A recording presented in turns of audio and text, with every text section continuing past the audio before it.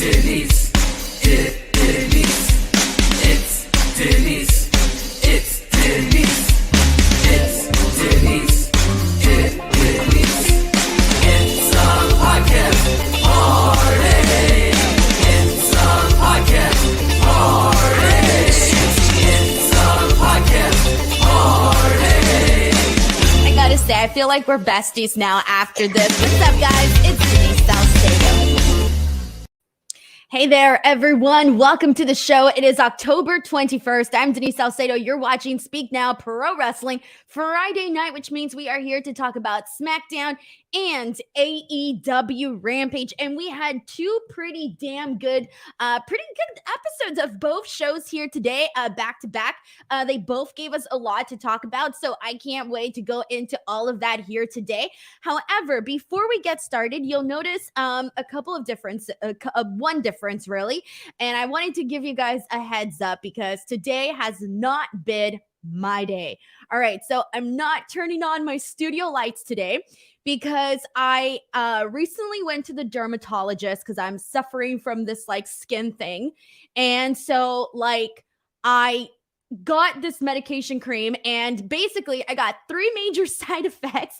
One of them which caused my entire face to burn up and dry up. So I can barely move my mouth, which is terrible considering the job that I do. So I have to be like really careful.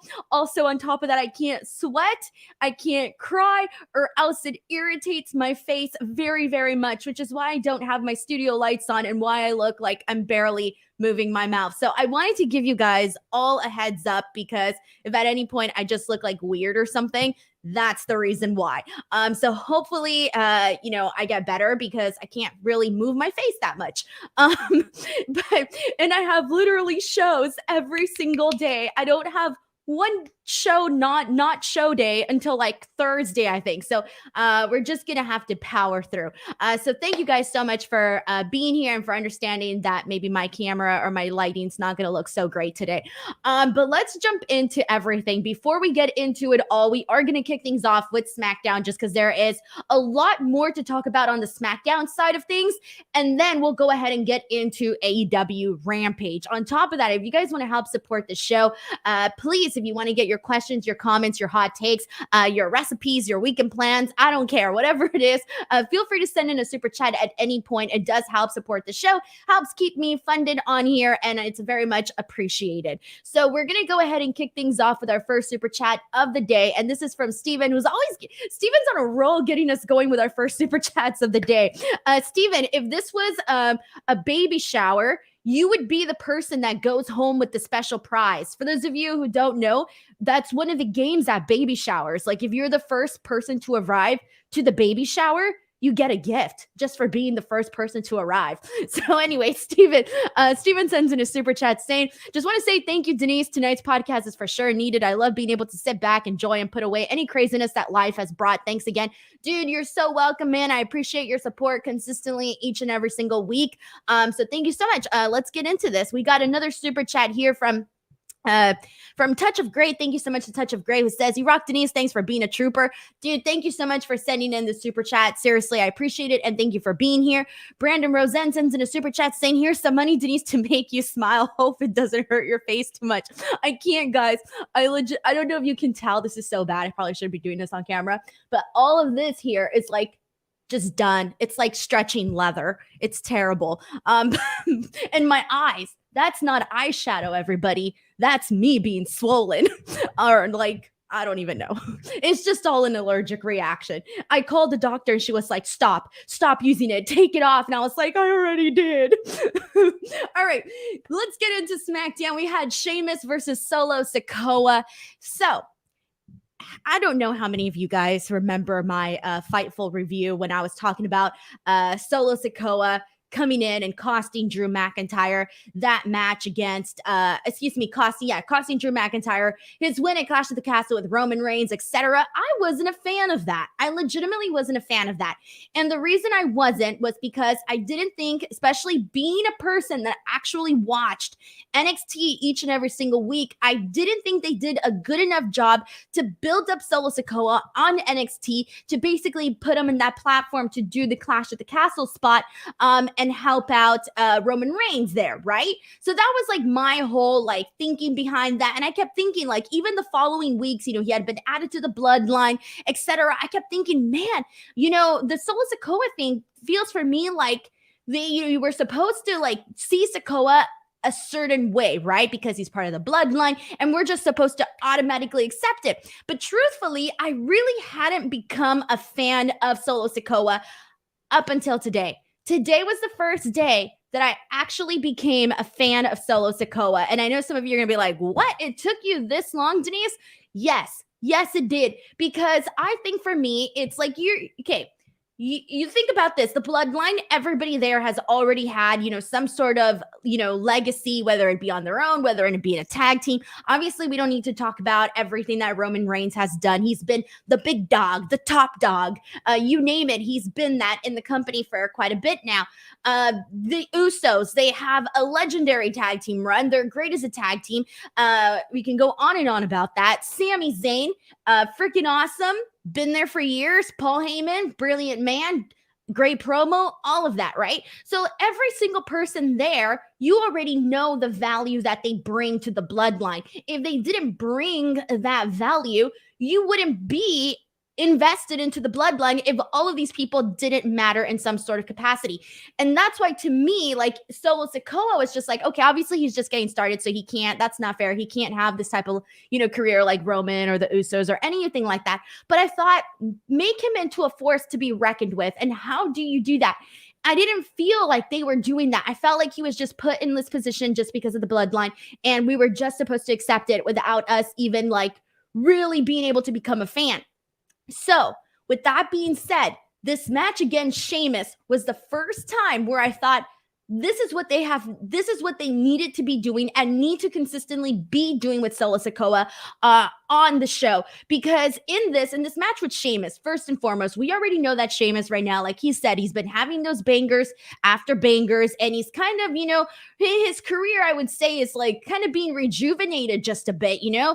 Sheamus has always been, a fan favorite for a lot of people, but for a bit, it kind of got a little stale there. And, you know, we've talked about that for a moment. There really wasn't much to talk about in terms of Sheamus. Right now, ever since this whole feud with Gunther, it has completely just reshifted things, I think, for Sheamus, where he kind of feels brand new on a show where he clearly isn't brand new. And with that being said, putting Solo Sikoa in this match with Sheamus when after last week when Sheamus basically was pounding his chest with like 26 chops consecutively, like that was the first moment where it's like, holy shit, look at him basically get beat by Sheamus, right? You got to have a little respect for the guy. Then following that up with today's match, I really freaking enjoyed this because they made me, when you're in the ring against Sheamus, you need to literally feel like you could be on that level with Sheamus, and you have to be believable to be in that ring with Sheamus. In my opinion, you have to be believable. Like I have to be able to believe that if Sheamus is going to chop you, I have to believe that you're actually going to be able to withstand it and even return the favor to Sheamus. And the way that they presented this match today with him, I thought that they did just that. There was a lot of really good moments throughout this entire match that I legitimately thought, okay, this is great. I loved how Solo Sikoa basically had that moment where he like ran his body right into Sheamus on the steel steps. And after that, you know, focusing on the shoulder, there was a moment where he let me find this on my notes. Sorry, guys. I lost it. Oh, yeah. It was the Samoan drop. When he did the Samoan drop and Sheamus landed on his shoulder, I think it was that moment that I thought, okay, like this is getting even better now. I want to keep seeing Solo Sikoa basically get this offense because when he's on offense, it feels believable. And that to me is very important. One of my biggest pet peeves is not believing having to like force myself to believe that somebody could be a competitor against somebody else. And I didn't really feel like I had to do that today. And that's, kind of putting him over on that sense. But there was a lot of good stuff. There was a moment where Sheamus went for the bro kick and he missed. So then Solo ends up super kicking Sheamus, but then Sheamus returns the favor, gets him with a knee, and it was this really nice back and forth. I freaking loved all of that. Then we had this whole stuff that happened on the outside. We have Butch and Ridge Holland and the Usos basically fighting it out on the outside, and it ends up with the Usos putting Butch and Ridge Holland underneath the freaking commentary table and just burying them. That was a pretty cool visual. And then even afterwards, so Solo Sikoa gets the win in this match, and you didn't feel upset. This wasn't like when Dominic defeated AJ Styles. Like, yeah, you had outside help, but it wasn't hard to believe that maybe Solo Sikoa could actually beat Sheamus even with some additional help, right? So totally different from what they did with Dominic and AJ Styles, okay? So Solo Sikoa gets the win, and then even afterwards, they did this entire beatdown where the entire bloodline attacks Sheamus. They put him in this on the steel steps. They put the chair in that arm that Solo Sikoa had been working that entire match, and they just start smashing his arm with a bunch of chair shots, and it looks absolutely brutal. And you can see like a bruise sort of forming on Sheamus's arm, like right afterwards. I loved the visual. I loved what this meant for the bloodline. I love that now I'm starting to see Solo Sikoa for the first time in the light that they were trying to show us Solo Sikoa in the first place. So this was definitely a great opener, good way to move the story along, and great way to get some people over. So I thought this was a very, very strong open for SmackDown tonight. Let's get into some of your thoughts and see what people are saying about this here. We got people putting over the banger versus banger stuff. We got Ender Buckley who says Solo is the part of the bloodline who will travel anywhere they need him to. Zeno Hour says Sheamus should be in Wrestler of the Year consideration. There's still a couple more people that I would say I would put. I don't think I would necessarily, if we're talking like just WWE, then yeah, he would be up there.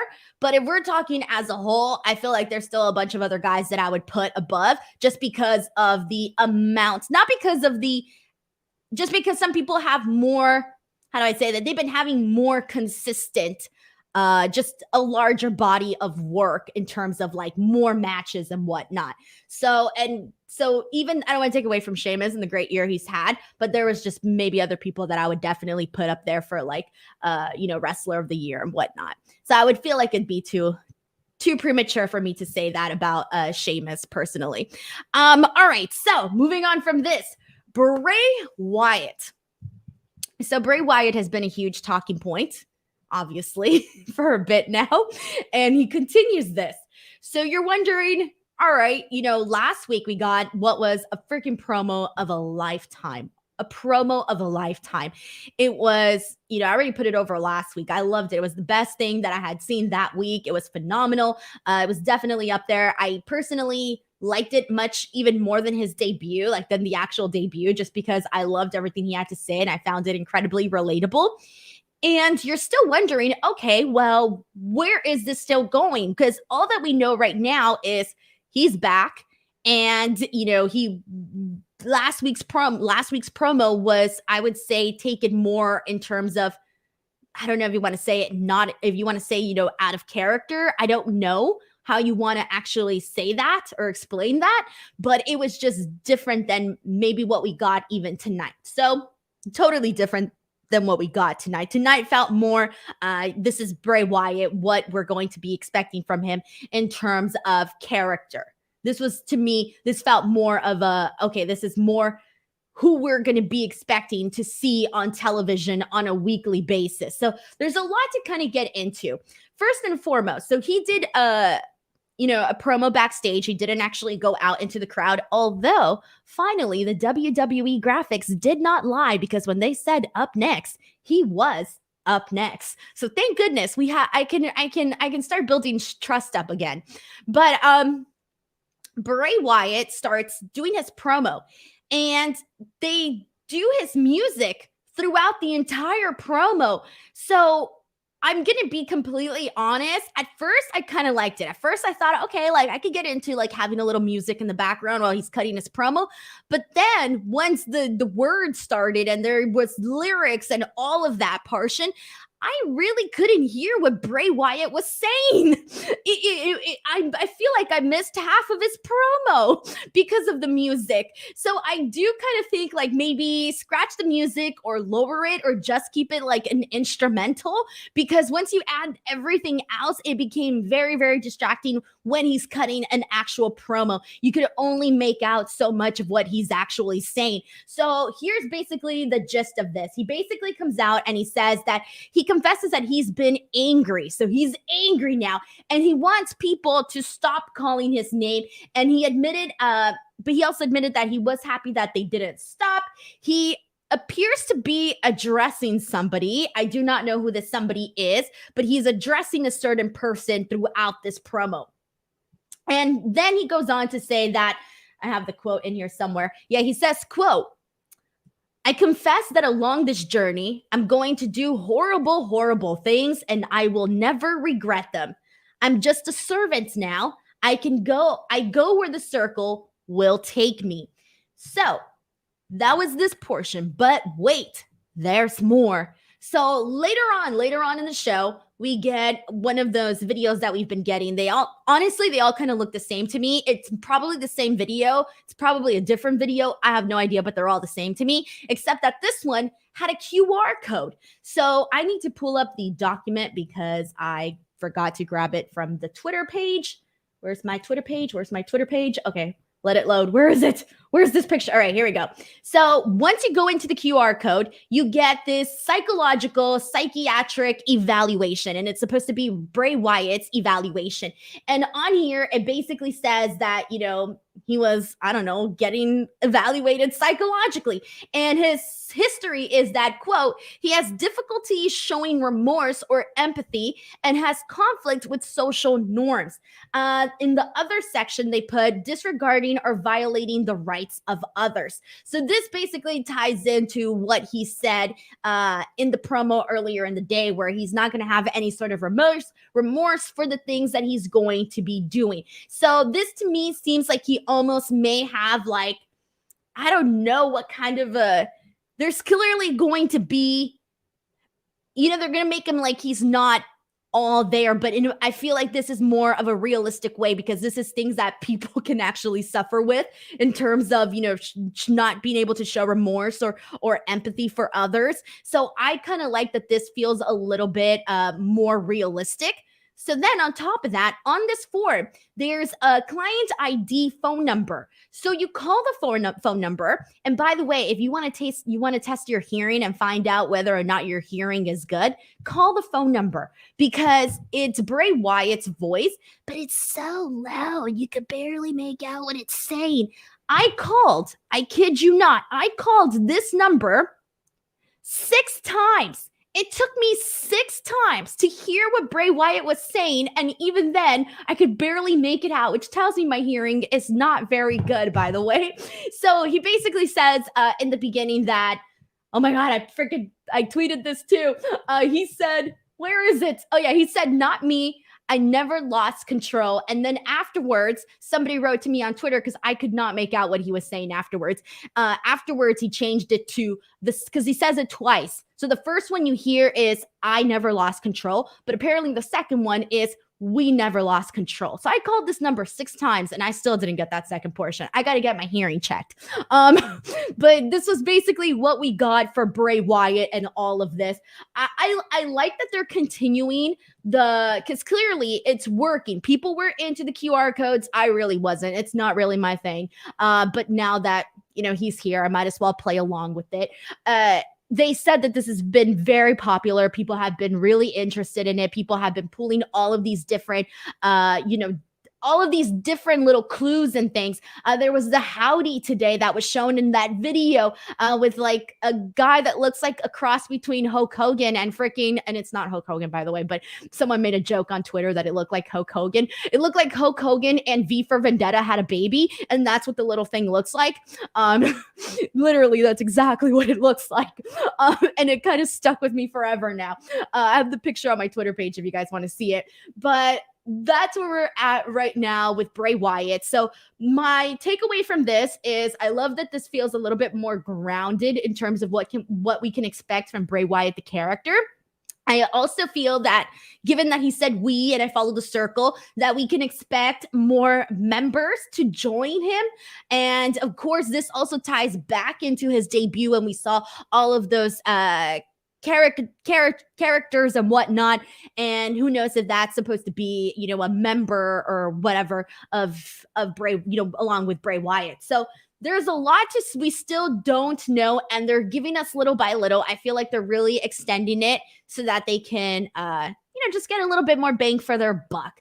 And I've been thinking too, like there's so many cool things that they can do with this.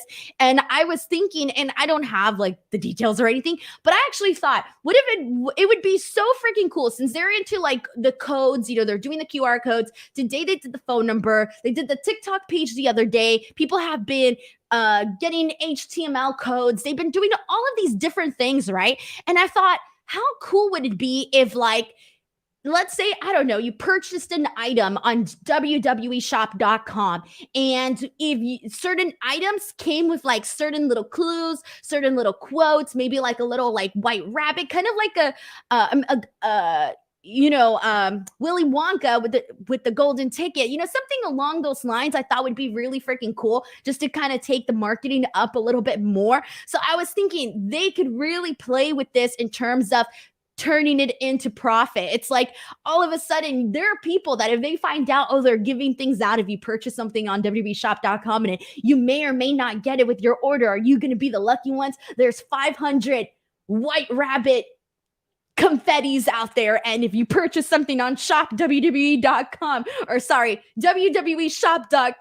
you might get this white rabbit. I don't know. Sorry, I'm just thinking of ways that they can make more money. I don't know why, but my brain just goes straight to money. Brandon Rosen sends in a super chat saying, thank you, Denise. I agree. I'm still intrigued by Bray's new direction, but the music playing behind him was a distraction, and I hope this is not the norm going forward. I feel that, you know, I saw a couple of people also putting this on Twitter. I felt this way. I saw more people writing it. I think they'll get the hint, like maybe lower the music, put an instrumental, put some elevator music. I don't know. Just lower it so we can actually hear what Bray is going to say, especially because Bray is the character where people are going to be listening to his words to find clues, connect the dots, figure out what he's doing. So people want to actually hear what he's saying because, yeah, you do pretty much miss a lot of the promo when you have this music playing in the background. But thank you so much to Brandon Rosen for also sending in that super chat. We have another one from The Touch of Gray who says the Bray stuff is too abstract. LOL, just wrestle. I'll be honest with you.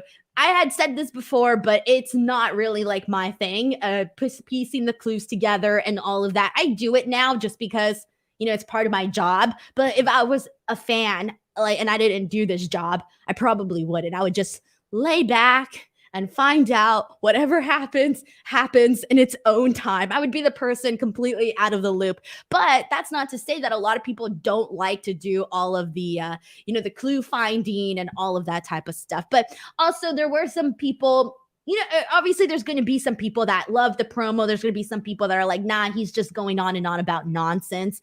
There were some comments like that I did see. It's just, like you said, it's a little abstract. You have to really connect the dots, maybe just wait a little bit. Give it some time, I guess. Touch of Gray, thank you so much for the super chat and for sending this in. Enter Buckley says PSA hearing aids over the counter now. I mean, at this point, I probably would just so that I can actually, I didn't realize that my hearing was bad until I had to call that number 6 times. It's two sentences. It was like 4 words. And I had to call 6 times. Steven sends in a super chat saying, what is my price for being the first super chat Denise and autograph toaster? LOL. And I thought the man in the hat was Jeff Jarrett. Oh, and Jeff Jarrett doesn't have cheekbones like that. These were some very, very some very, very firm type of cheekbones. It was a mask, clearly, but you get me. Thank you so much, Steven, for this lovely super chat here. Let's see what else we got here. This is from Keith Duran, who says, Bray's a great talker, but my God, his stuff is dragging. Really? But it's barely been what? Yeah, it's barely been the debut, last week's promo, and then this. So I feel like dragging, maybe not yet, because it's barely been 3 weeks of Bray Wyatt. You know, the debut, the promo, and then this. So I feel like if let's say the next couple of weeks we're still just getting what we got today, then I'd be like, all right, bro, it's dragging a little bit. But I would still give it a little bit more time right now. Keith Duran also says, Uncle Howdy reminded me of Tex Hex from the Brave Star cartoon. I have never seen the Brave Star cartoon, actually, so I can't even agree or disagree. This is from Jackson Lane 02, who says the current character feels like an identity disorder with a darker and more aggressive personality, being the one in the mask. So maybe, yeah, like the two personalities where you have maybe Bray Wyatt, who we saw last week doing the promo, and then Bray Wyatt. Damn, this is already too many personalities. And then the one that you're seeing on the video. Who knows? All right, Jackson Lane, thank you for sending this in as well. I love everybody's different theories on all of this. All right, let's go ahead and move on from here. So let's get into Liv Morgan versus Sonya Deville. So this one was a little bit interesting for Liv Morgan because basically throughout this entire match, you had Sonya Deville pretty much just being the aggressor and dominating this entire match and just beating the living hell out of Liv Morgan.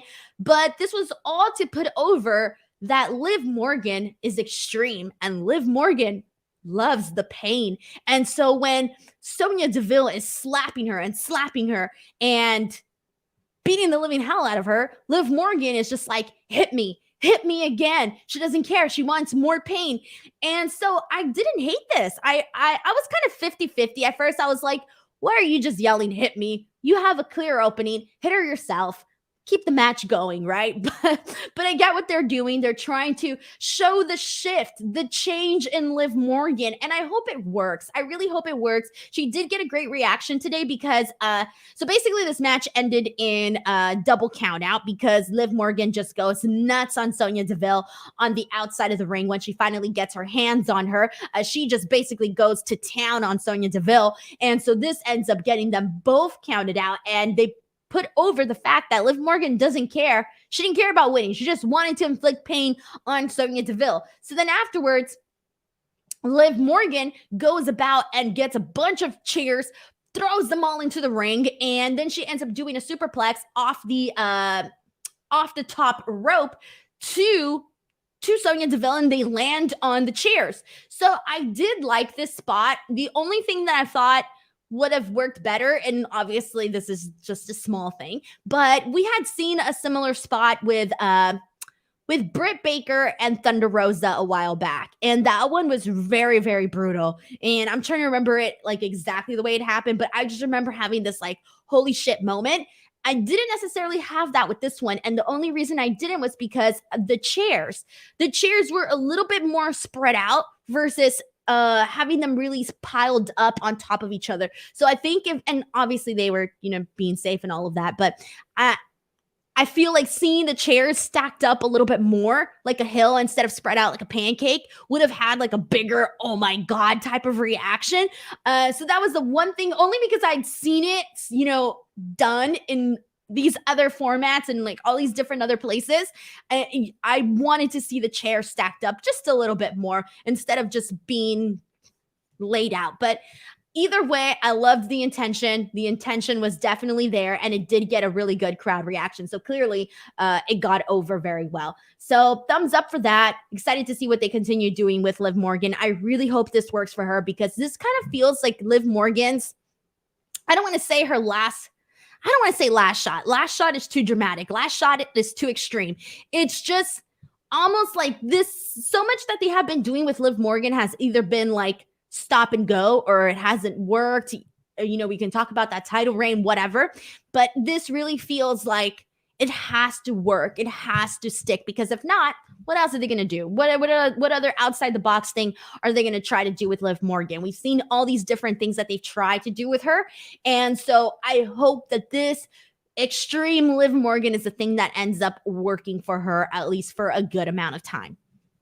We got a super chat here from Sheldon Jackson. Thank you so much to Sheldon, who says, Liv Morgan is now WWE's Harley Quinn. Now my question is, who is going to be her Joker? I feel like that character only works if there is a Joker to go with it.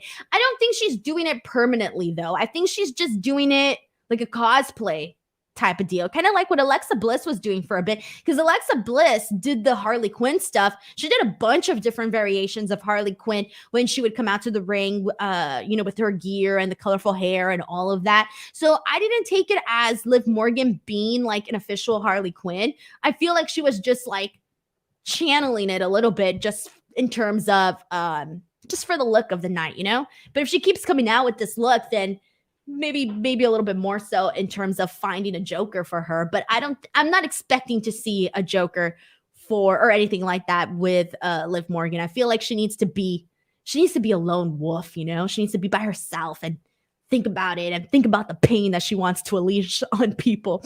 I don't know. Thank you, Shelton, for sending in this super chat here. Zeno Hour says, forget Joker, give Liv her poison ivy.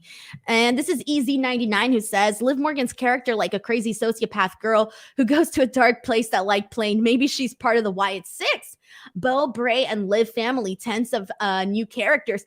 That could be, honestly, I would not hate that. I would not hate seeing Liv Morgan be a part of that, because we kind of saw Liv Morgan a little bit with the Bullet Club when she was with AJ and Finn for like what felt like 2 days. They really ended that really fast, now that I think about it. Really, really fast. But she was feeling herself when she was out there with AJ and Finn. I remember that. And, obviously all the time that she spent with Ruby and everything else that she did before that, clearly. So I actually think that her being part of that would not be a terrible idea. I'd kind of be interested in that. Sketcher Boy says, do you think Liv has taken Alexa's gimmick, Denise? No, I don't feel like that. No, definitely not. I think that it was still a little different. Obviously, they have a similar aesthetic where they dress kind of similar with more of like the rock chick type of vibe, a little bit more like Avril Lavigne. They shop at Hot Topic type of thing. No, I don't feel like they're the same character, though, for sure.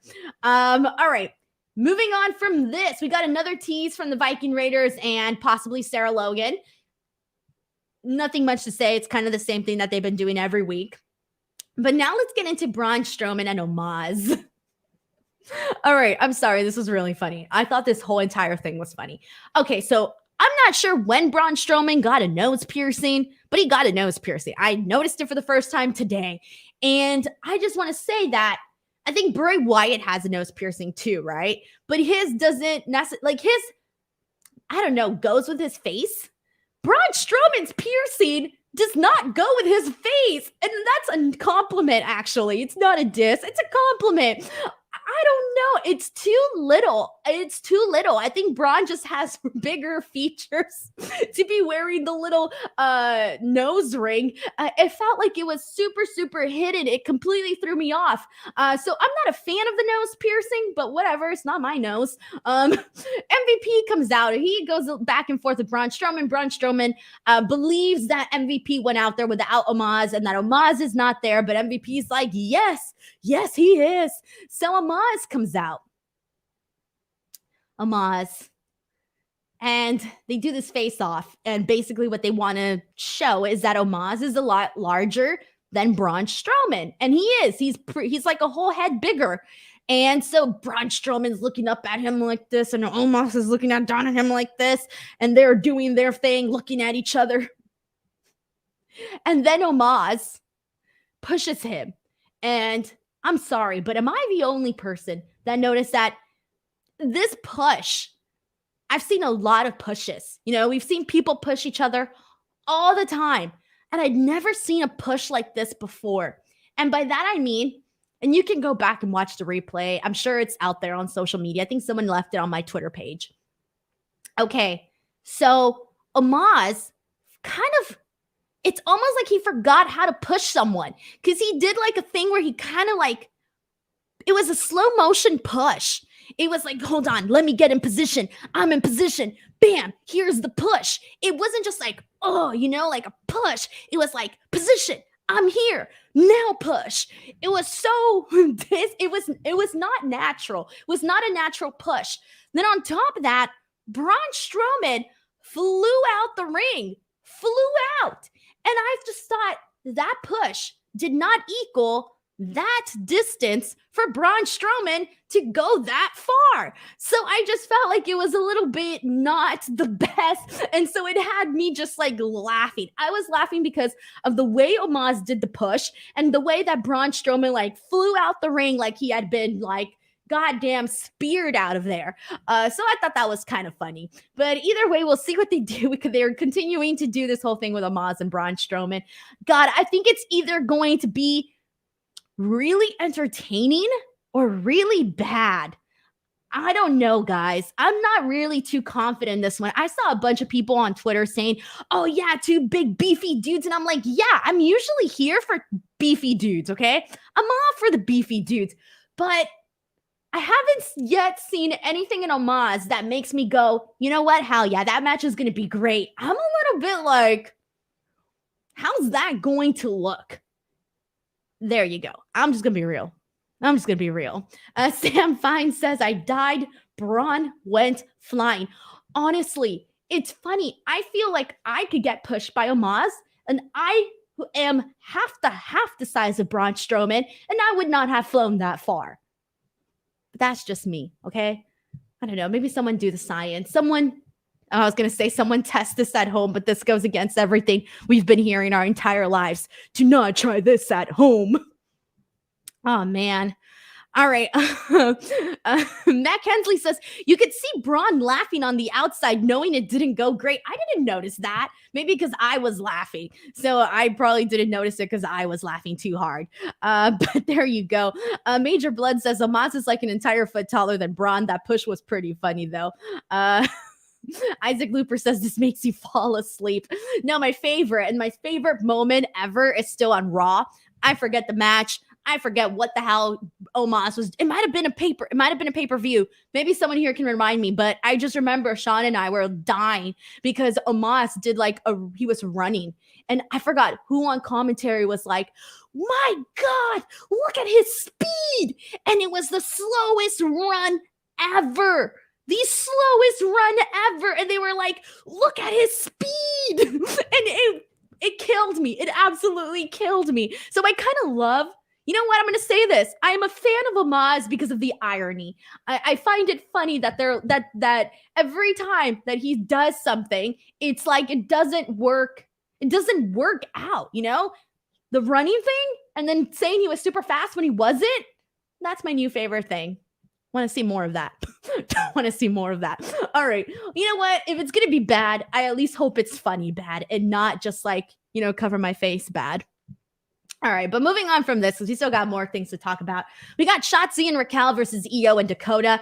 This was a pretty fine match. Dakota and Io get the win, but they did tease Shotzi and Raquel getting the win here. Fun match. Thought Shotzi and Raquel were actually a pretty great team together. They had a lot of really cool spots that they did. Shotzi was on the shoulders of Raquel. She ended up doing a splash right off of I think she went for a frog splash off of Raquel. And then there was another moment where Raquel had Dakota Kai on her shoulders, and then Shotzi did a drop kick onto Dakota Kai while she was on the shoulders of Raquel. So they had a couple of cool moments in this match. But Damage CTRL retains. Nothing more I want to add there, but I do want to see Raquel and Shotzi maybe team up just a little bit more. We had a Ronda Rousey promo backstage, and obviously she's champion. I forgot that she was champion actually, because she won the title, but I don't remember talking about her last week. So I almost feel like today was like, oh yeah, Ronda Rousey, she's the champion. That's right. I forgot. So Ronda Rousey goes out there. She does an interview with Kayla Braxton, and she basically says she's not here to please the WWE universe. She gave us everything, but that we treated her badly, and she's champion despite the fans, and the fans They just want their favorites to win. They don't want the best to win. And then she's going to do an open challenge next week. She didn't want to do one in Toledo, Ohio, because Toledo, Ohio is not the city for her to do it in. I actually really liked the line where she said that the fans want to choose their favorites and not the best. That was a gold line. More of that, please. I didn't hate this. I thought this promo was perfectly fine. It goes in line with Ronda. Made sense to me. Thumbs up, Ronda. Thumbs up here. All right, guys, we got the porn bots in here. Hold on. I got to block the porn bots. All right, moving on. After Ronda, we had a quick segment with Legado. Legado del Fantasma. I only caught the latter end of this. I didn't catch the intro, but basically the gist of this was them just saying that they're here to begin their legacy, and it's going to begin with them destroying Hit Row. I'm not going to talk more about that today because I kind of missed a majority of this segment, and I only caught a quick bit of it. Let's get into Ray versus Ludwig Kaiser. He's going to be facing Gunther. I think they moved that match to 2 weeks. 2 weeks from now, we're going to finally see Gunther versus Ray.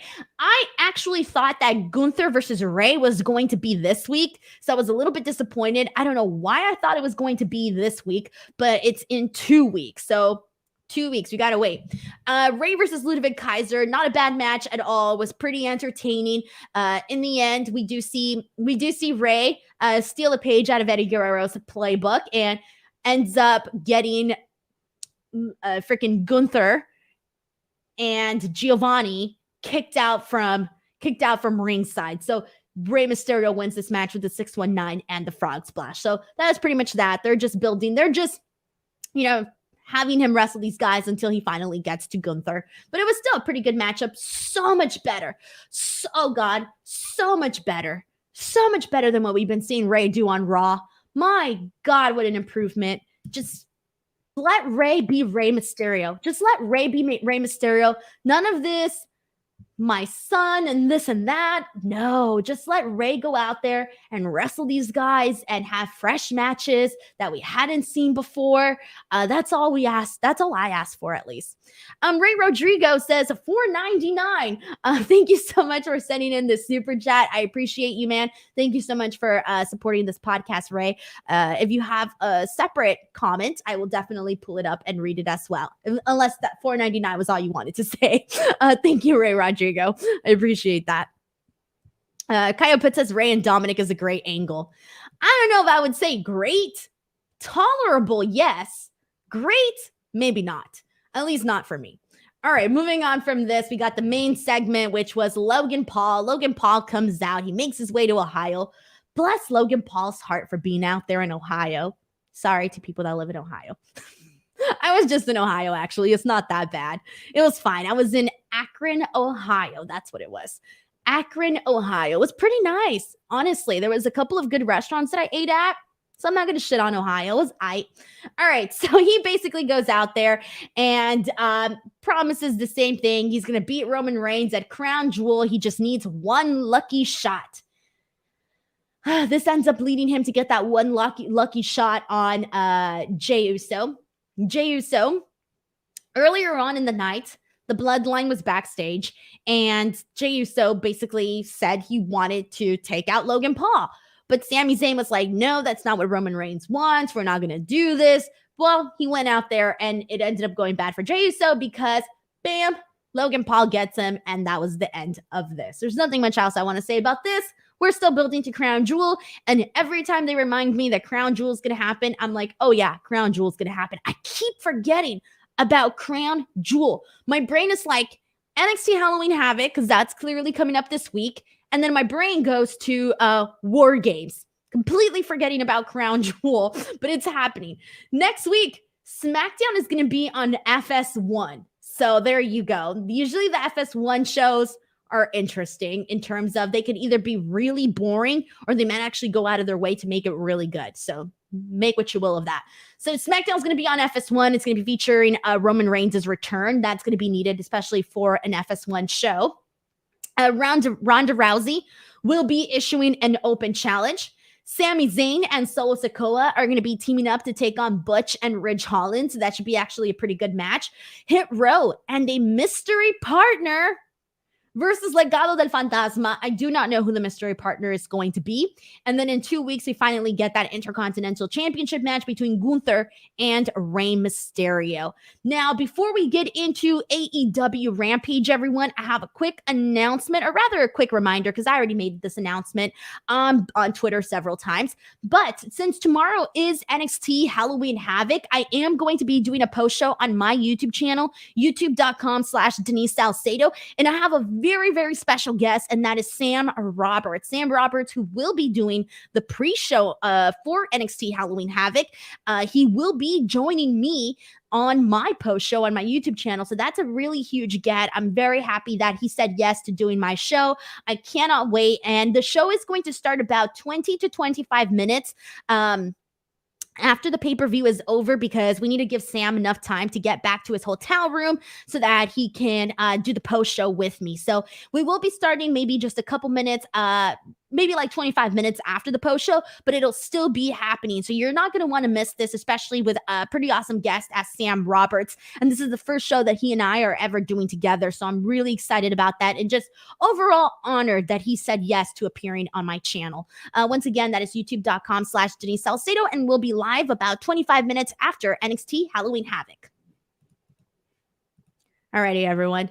Now let's get into AEW Rampage. Where's my graphic? All right, here we go. AEW Rampage. Let's get into it. So we had a pretty decent show today. I thought we had a couple of fun stuff. The Rampage. I really wrote the Rampage. I wrote the Rampage versus Josh Woods on my notes. All right, the Acclaimed. Josh Woods, Tony Nese. All right. Sorry. I'm all over the place today. We got a really funny line from Max Caster today, as we always do. He throws a little shot at the Tuesday Night War, if you want to call it. Tuesday Night War. He says, yo, listen, the Acclaimed on the mic. We don't care what you say. We about to win like we won the ratings on Tuesday. Then he throws a shot at Kanye West, says that they're going to be deplatformed, says he's going to put them out in the ratings to the graveyard. He said that they're going to beat Smart Mark in the nuts. And I tried to write this down perfectly, but, you know, he raps it too fast. I can't type that fast. But that's pretty much the gist of what we got from Max Caster's rap today. So the whole thing here was, if the Acclaimed lost, they weren't going to be able to do the scissoring thing anymore. The scissoring thing was going to be trademarked. So that was not going to be a thing. They get the win, clearly, because AEW is not about to give up that jackpot, really, that they have with the Scissor Me Daddies, scissoring, National Scissoring Day, everything that they have encompassed into the scissoring world. And the funny part about all of this was really what happened afterwards, because you had Smart Mark Sterling going out there. He's running his mouth. So clearly the Acclaimed and Billy Gunn, they all, beat him up. And then afterwards, Bowens scissors Smart Mark Sterling off the top rope to the down below. And next thing you know, you'll be getting scissored on the floor. I need to tweet that. Holy shit. I just came up with that right now. Oh my God. Nobody steal this from me. That was my peak. All right. I need to tweet that at some point. After I'm done with the show, I'm going to tweet that out. All right. Oh man, it just hit me right now. Hopefully I don't forget it. I'll have to rewatch this afterwards. What minute of this podcast is it? 47:40. All right. I'll come back afterwards. What's up? Look at me. I'm going to be the next Max Caster. Not really, but I tried. Sam Fine says I'm fucking done. Alex Lopez says, Midnights, though, so good. Am I right? Appreciate the work you do. Thank you so much, Alex Lopez. And hell yes, if you haven't streamed Midnights by Taylor Swift, please do. She broke Spotify. I had a moment where I was like panicking. I was like, my Spotify isn't working. Listen to it all night. Been listening to it throughout the entire workday today. It's the only thing that's been getting me through this really shitty day. And I can feel the pain now in my face after I did that whole reaction. All right. Zeno Hour says, tweet it now. I can't. I barely remember it. I have to go back and listen to myself say it again and then tweet it out. My brain just doesn't work that way. All right. Twitch Twitchface4 says, go tweet it now. Put on a silent film starring Brian Alvarez while we wait. I love those silent films, by the way. They're pretty damn hilarious. That was one of the things when Tony reached out to me about doing commercials for F4W. You know, I do commercials because he was like, we're showing the same things over and over. We need fresh stuff. And I'm like, okay, I can't do silent videos, but here's a quiz that I can put together for the people. All right, so let's get into the next thing that we got here. So we got Hook versus Ari Daivari for the FTW championship. And I liked this match because usually for the most part, all of Hook's matches are pretty much the same thing. We see the same things, fisherman suplex, we see the body shots, we see the red rum, we see everything, you know, they're pretty structured at this point. Like you can figure out what the match is going to be. But this time they gave Daivari a little bit more offense, which I enjoyed. And even in the beginning, I liked their little thing that they did where Daivari offered him money for the FTW championship.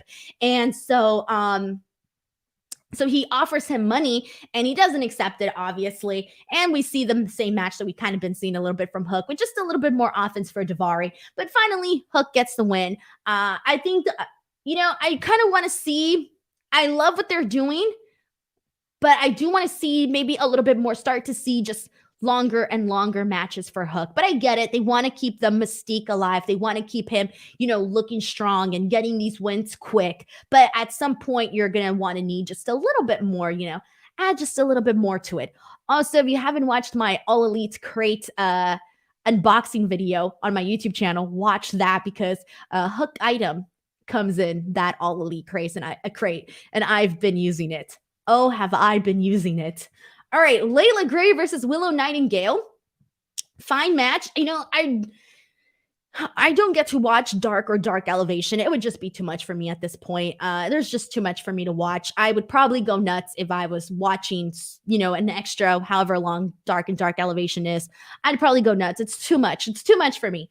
But regardless, so what I'm trying to get at here is that I haven't seen Layla Gray wrestle very often. I hardly ever see her. Like, I don't even think I've even seen her wrestle that much before. Maybe one or two matches that I barely even remember. So for me, I kind of felt like, okay, well, let me, take a look at Layla Gray and actually pay attention a little bit more here. And this match was perfectly fine. This was obviously for Willow to get a win that led to the big moment afterwards, which we'll talk about in just a second. But man, I don't know what to say. This was fun in terms of Willow going out there, showing her personality, looking good, getting the win with the Dr. Bomb. And after this match, the second Tony Schiavone came out, I think we all knew what was going to happen. She basically, and I thought she was going to get offered a contract, and I thought they were going to go about it that way. But instead, they just went straight forward, and they were like, Willow Nightingale, she is All Elite. And they put up the graphic, and now she is an official AEW roster member. So congratulations to Willow Nightingale. She is a legitimate freaking sweetheart. What you see on the screen, she's just like that in real life, by the way. And I do have an interview with Willow. If you want to get to know her story. I think I had like a 40-minute or maybe an hour conversation with her that's on my YouTube channel, and you can check that out. And it really gives you an idea of who she is and what she's been through and what her journey has been up to this point. And I'm even more happy because we don't always, I feel for the most part, this person's all elite. This person's all elite. Let's be real. It's always usually dudes, right? It's always dudes. This dude's all elite. That dude's all elite. We finally get some women in here. And Willow definitely deserves it. She's likable. She's good. She's entertaining. There's potential. I mean, everything that you can possibly want in a young and up-and-coming star, and that is Willow. And I have mentioned this, Will mentioned this in a podcast that he and I did, and now, ever since he mentioned it, I've been mentioning it everywhere now, too, because I love the idea.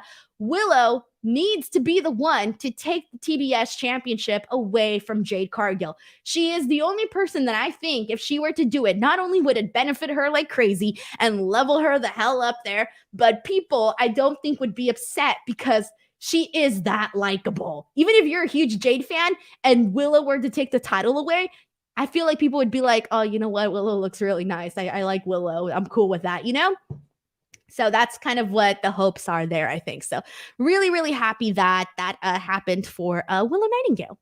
And this was followed by Jade Cargill basically going out there trying to demand her belt because if you guys remember, Nyla Rose took it away.